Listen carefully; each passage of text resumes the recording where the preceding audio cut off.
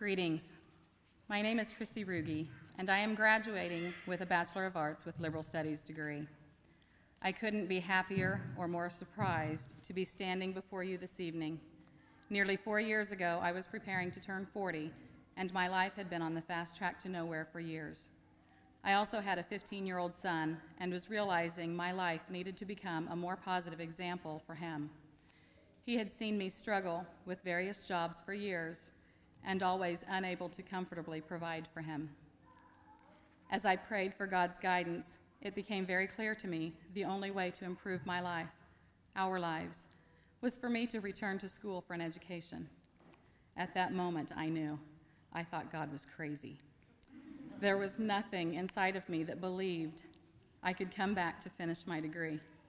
When I was confirmed in the Catholic faith in 2004, I knew that if I ever returned to school, the only way I would make it work was at Newman University, where I could receive a Catholic education. I knew that I would want to study theology and had decided I wouldn't do anything with music, as much as I wanted to. However, God is all-knowing and all-loving. I called to schedule an appointment to prove to God I couldn't afford to return to school. I met with Yen Chen Austin to learn that an education could be attainable. She saw the music on my transcript and told me that if I picked my music back up, maybe she could get me some more scholarship money with a music minor. I auditioned with Deanne Zogelman, director of music, and have been blessed and humbled by singing with the chorale for 4 years and these wonderful troops for 3. Many years ago, I gave up on my dreams. I had decided I wasn't smart enough or worth the investment of an education. I have been repeatedly reminded that I am created in the image of our all-loving God and have come to believe in myself while trusting in my Creator. The faculty and staff are completely committed to the success of every student. Their dedication expresses their commitment to believing in us until such time we are able to believe in ourselves. They are beautifully called by God to teach us to live the mission statement. In addition, we have the remarkable Adores of the Blood of Christ sisters. These women are the reason we're here. As founders of this school, they are a living example of what it means to work towards transforming society. I have been incredibly blessed to have had the opportunity to get to know many of them.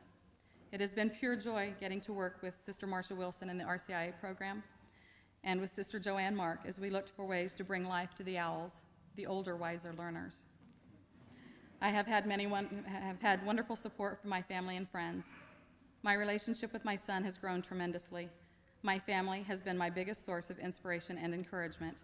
My dad consistently telling me, "Keep your chin up, hon. You can do it." My life is amazing. God has gifted me with many wonderful friends.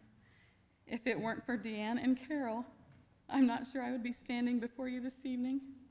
There have been many times I have told them I couldn't do this. I want to quit. For the two of them, that was never an option.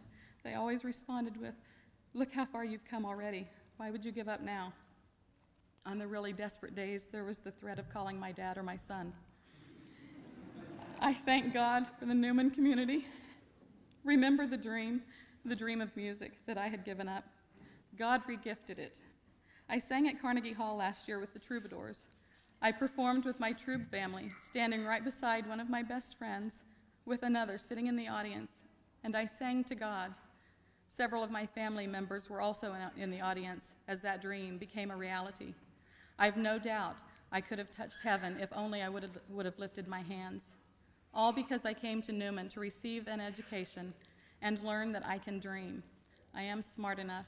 I am worth it.